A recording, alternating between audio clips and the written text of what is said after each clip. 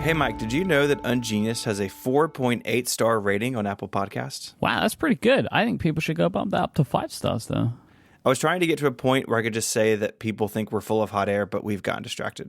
All right, just when you go to give us that 5-star rating on Apple Podcasts, please forget everything that we've done over the last 30 seconds.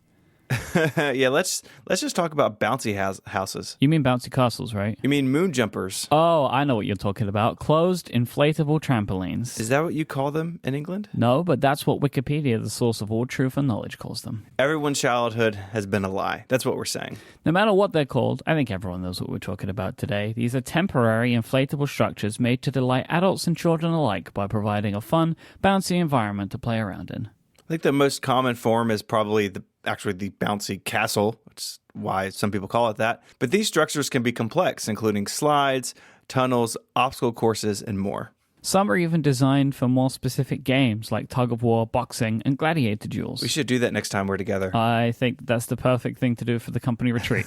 As these can be quite expensive, and you probably don't need one year-round, an industry of rental businesses has popped up to serve families, schools, churches, and businesses who want to add some fun to an event or a party. It's good to see the economy rise. I wonder if these business owners worry about monetary inflation. I'm sure someone could tell us. The first inflatable structure was designed way back in 1959 by John Scurlock down in Shreveport, Louisiana. He was experimenting with inflatable covers for a government contract, which I have lots of questions about, when he noticed his sons enjoying jumping on the air structure. Again, whatever that government contract entailed is lost to time, or at least wasn't on the Wikipedia page. Oh, I bet it has something to do with that fake moon landing that they did 10 years later on. Stop. Scurlock and his wife opened the first inflatable rental company in 1966, creating their own products and renting them to locals for birthday parties and more. They really forged the way, didn't they? They most certainly did. They most certainly did. In the early days, these were often just big inflatable pads, which proved to be a little dangerous. One, of course, could just bounce right off of it onto the ground, but the thick vinyl got really hot in the sun. In 1974, they solved both of these problems with a new product that had inflated columns that supported netting walls, which allowed the air to pass through. That recipe has stuck around until today. Bouncy houses are typically composed of thick, strong PVC or vinyl and nylon, and they're inflated with a small portable blower.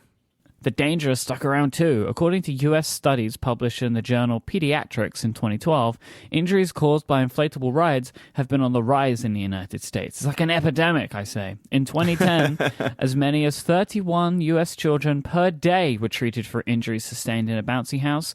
That is one child every 46 minutes.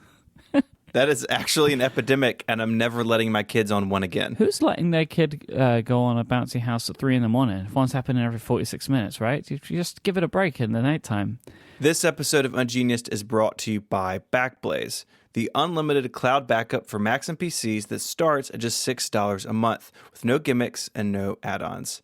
In college, I had a PowerBook die, took a bunch of data with me, and I decided way back then that I was not going to lose data again. Backblaze, it could have saved my bacon, but now I know that I'm protected because Backblaze backs up my documents, music, photos, videos of bouncy houses, everything that's on my machines. Backblaze is making safe and secure in their cloud.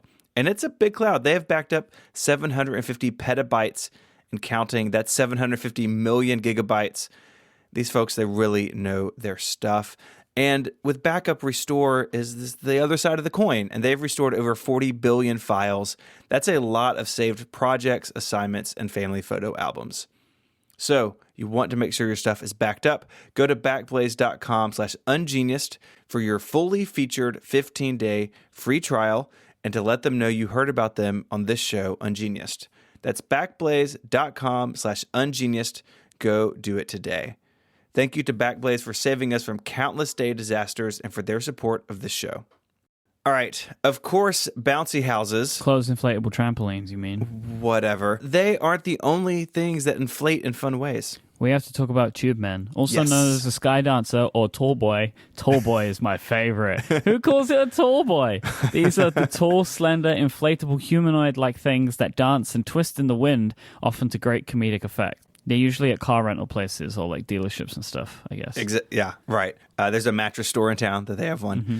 I saw it just a couple of days ago, I think. These are pretty much universally loved. Their long, floppy arms and wild contortions always make me chuckle. Not everyone is as fun as you. That's true.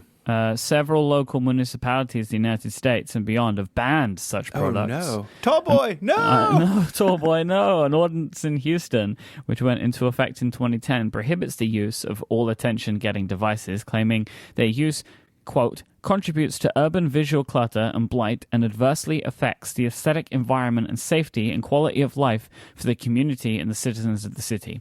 This is extreme. Like, chill out, Houston. Like, just calm down. Don't be such a party pooper, Houston. Exactly. That's what we're going to call you now, Houston. Party Pooper Houston. That's your official name. There are other inflatable goods that we did want to touch on this week while we're here. There's the Air Swimmer, which is an inflatable flying remote-controlled toy fish, which realistically swims through the air. Sometimes you see these in like at basketball and football games and stuff. Never seen one of these in my entire life. Then we have a bunch of things made of balloons, including balloon helicopters and balloon rockets. Thankfully, these are just toys. They're not full-size modes of transportation. Can you imagine what a full-size balloon helicopter would be like? A horrific danger to everybody. Yeah. Houston wouldn't allow it. I know that much. That's true. After the tragedy at Balloon Fest 86, humanity, I guess, learned its lesson. So we're not doing full-size balloon things anymore. Mm-hmm. If you don't know about Balloon Fest 86, go listen to episode 84 of Ungeniused. It's a real story. Cage balls are large inflated balls of a diameter of 4 to 6 feet, often used in school PE programs to play simplified versions of soccer or even bowling. I don't know how you simplify bowling, just for the record, but okay. One pin. When we talk about toys to use in swimming pools and lakes, almost anything good is inflatable, including small boats and rafts, tubes for pulling people behind boats, and much more. My favorite is the water ball, which is big enough for an adult human being to climb in and walk around, allowing them to move across the surface of the water. They look incredibly fun, but horrifically dangerous. The portable hyperbaric bag is a bit more serious, though. They are used to fit an entire person inside, and are used to treat things like altitude sickness and pulmonary edema by offsetting atmospheric pressure. And then there's the whoopee cushion. Not sure we need to go into that one too deeply. No, probably not. I would like to thank Susan for this topic. This was a fun one to get into. But, in true Ungenius style, also a little bit horrifying. Yes. These things are death traps. Don't get in them. We also want to remind everybody that September is Childhood Cancer Awareness Month. We are raising money for St. Jude Children's Research Hospital. To learn more and to donate today, go to stjude.org/ungeniused. And we appreciate your support. We do indeed. If you have a topic that you would like us to cover here on Ungeniused, get in touch. There's an email link over on the website, relay.fm/ungenius/88. There you will also find links to all the stuff we spoke about. A lot of good pictures of tube men and various things, people having fun. Go check that out. Or you can give us show ideas over on Twitter. You can find the show at Ungeniused. You can find Mike there as IMYKE. And you can follow me on Twitter as ISMH. And until the city of Houston shuts us down, Mike, say goodbye. See you later. Adios.